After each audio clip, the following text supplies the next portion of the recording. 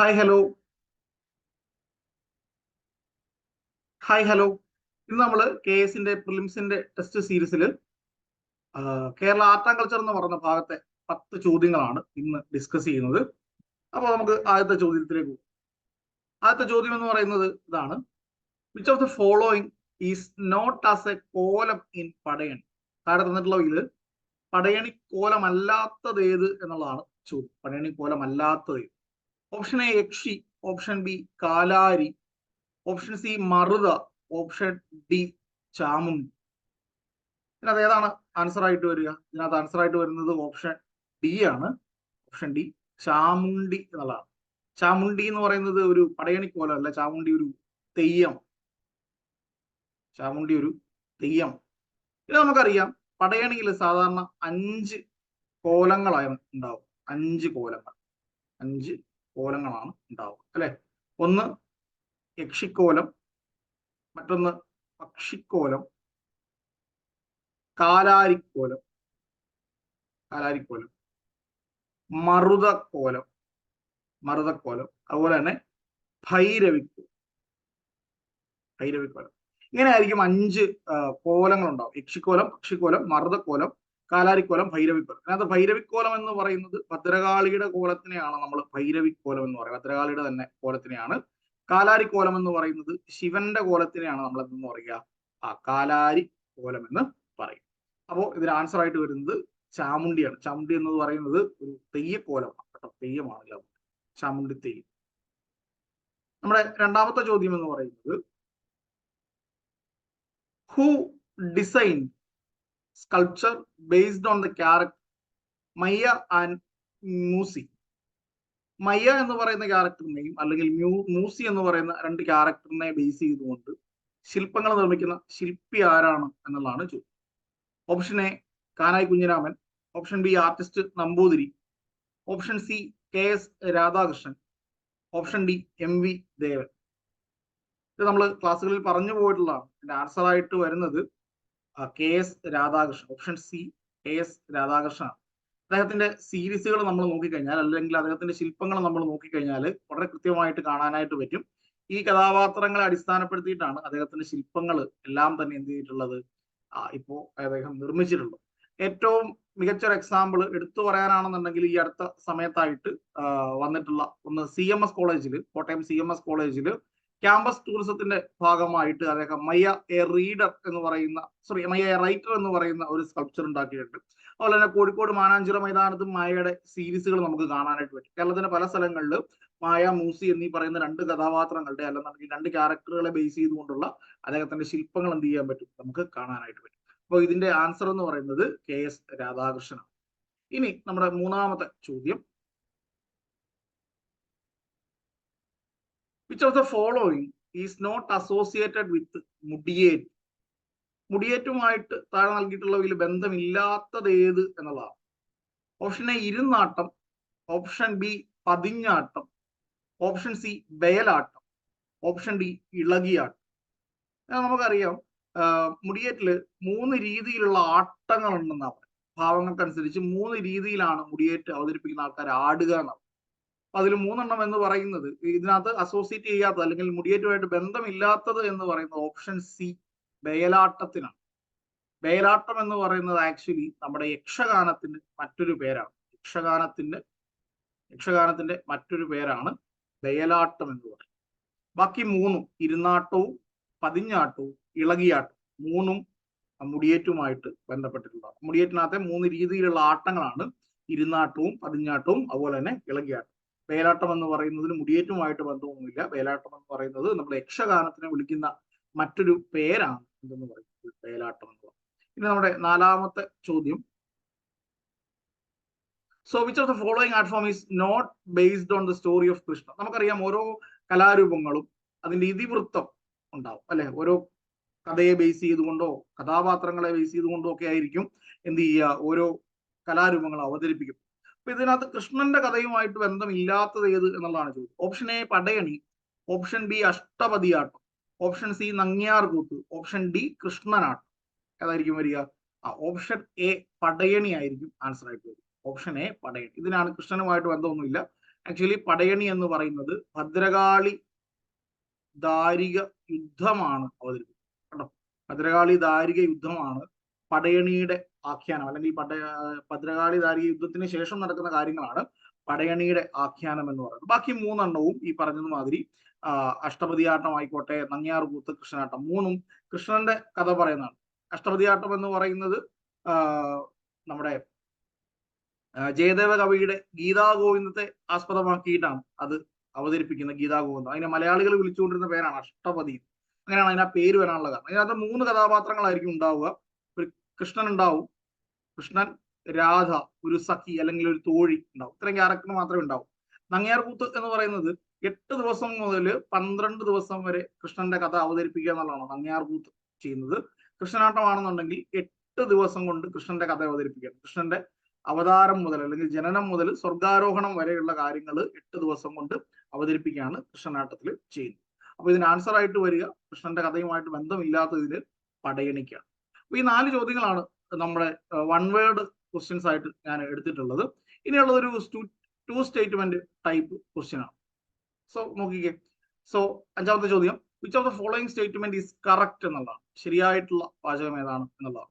പാടകം is an art form that imitates Koothu. കൂത്തിനെ അനുകരിച്ചിട്ടുള്ള ഒരു കലാരൂപമാണ് പാഠകം എന്നാണ് ആദ്യത്തെ സ്റ്റേറ്റ്മെന്റ്. 2ാമത്തെ statement, there are no musical exercises or other ritualistic activities in പാടകം.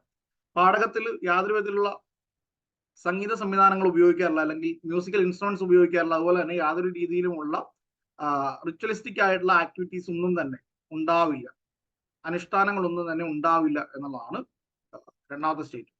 ഇതിൽ ഓപ്ഷൻ എ കൊടുത്തിട്ടുള്ളത് 1 ഓൺലി, ഓപ്ഷൻ ബി കൊടുത്തിട്ടുള്ളത് 2 ഓൺലി, സി 2ഉം ശരിയാണ്, ഡി 2ഉം തെറ്റാണ് എന്നുള്ളതാണ്.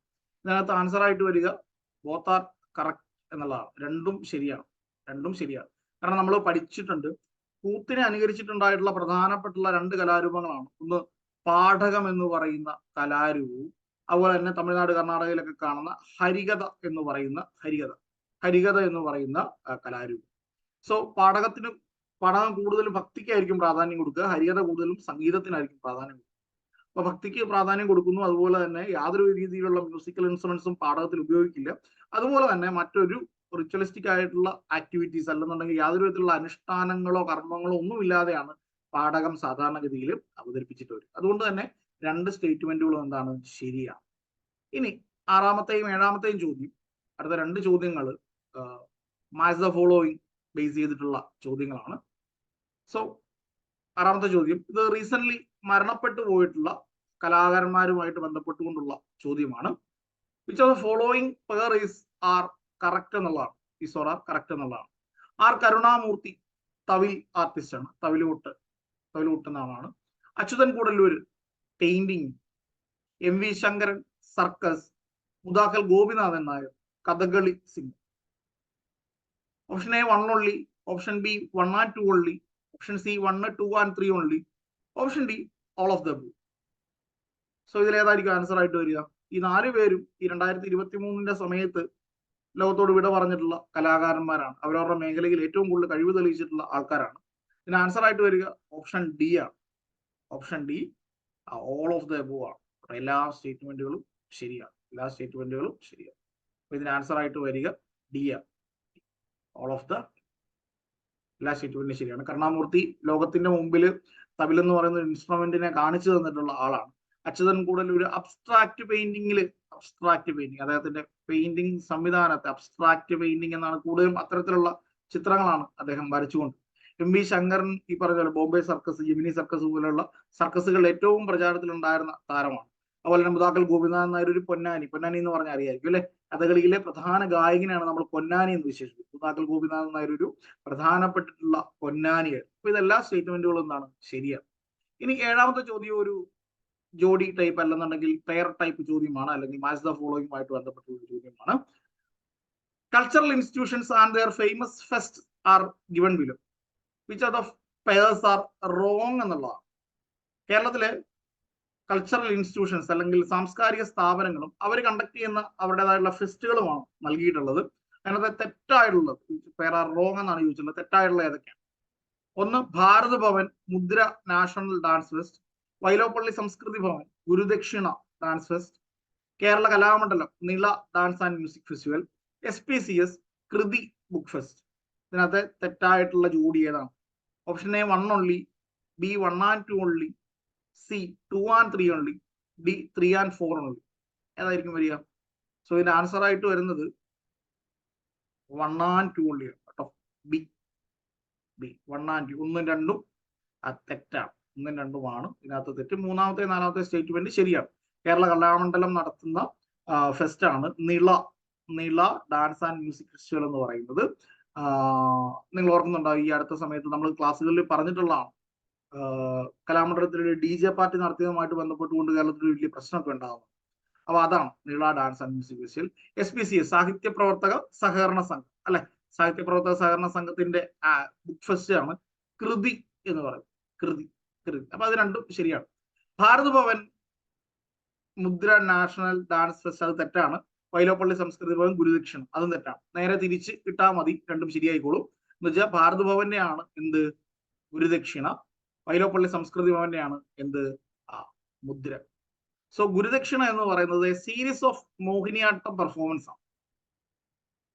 മോഹിനിയാട്ടം പെർഫോമൻസ് ആണ്. സീരീസ് ഓഫ് മോഹിനിയാട്ടം പെർഫോമൻസുകളുടെ ഒരു ഡാൻസ് ഫെസ്റ്റ് ആണ് എന്തെന്ന് പറയുന്നത് ഗുരുദക്ഷിണ. ഭാരത് ഭവൻ നടത്തുന്ന ഗുരുദക്ഷിണ എന്ന് പറയുന്നത്.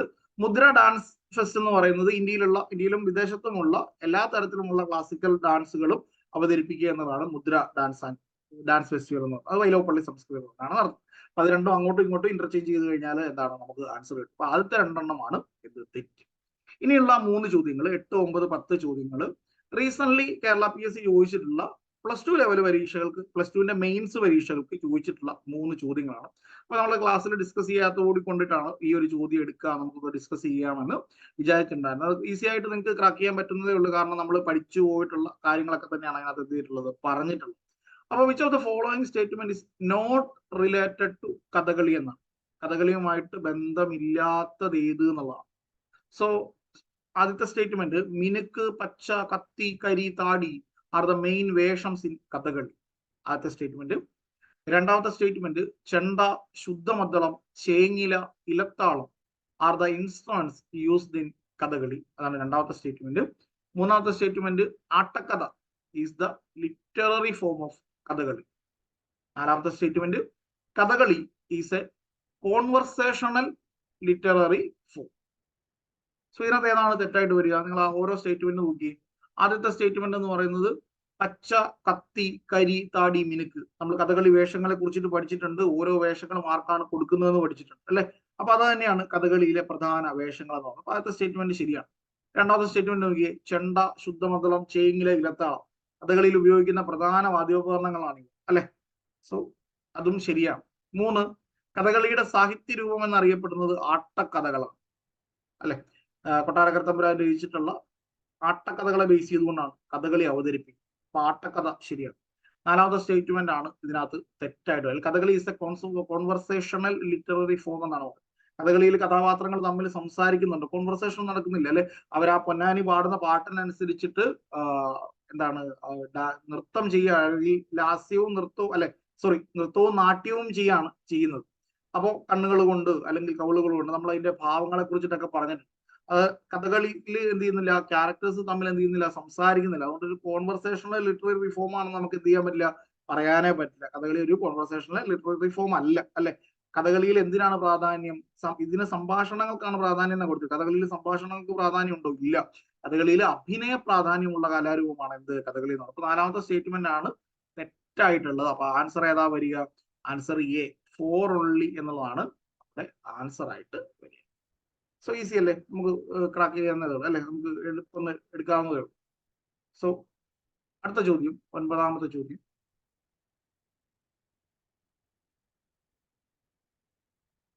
So select the correct statement or statements related to the book ആട്ടപ്രകാരം. ക്ലാസ്സിൽ നമ്മൾ പറഞ്ഞു പോയ പുസ്തകമാണ്. അപ്പൊ തന്നെ ഞാൻ ക്ലാസ്സിൽ പറഞ്ഞിട്ടുണ്ടായിരുന്നു, വളരെ ഇമ്പോർട്ടന്റ് ആയിട്ടുള്ള പുസ്തകമാണ്. അടുത്ത സമയത്തുള്ള ചോദ്യപേപ്പറുകളിലൊക്കെ അത് ഏത് ലെവലാണെങ്കിലും 10th ലെവലിലും +2 ലെവലിലും ഡിഗ്രി ലെവലിലും ഒക്കെ ആ ചോദ്യം വന്ന് കാണുന്നുണ്ടെന്ന് പറഞ്ഞിട്ടുണ്ട് അല്ലെ. ആട്ടപ്രകാരം എന്ന് പറയുന്ന പുസ്തകത്തെ കുറിച്ചിട്ട് തന്നിട്ടുള്ളതെങ്കിൽ കറക്റ്റ് ആയിട്ടുള്ള സ്റ്റേറ്റ്മെന്റ് ഏതാണ് എന്നുള്ളതാണ്.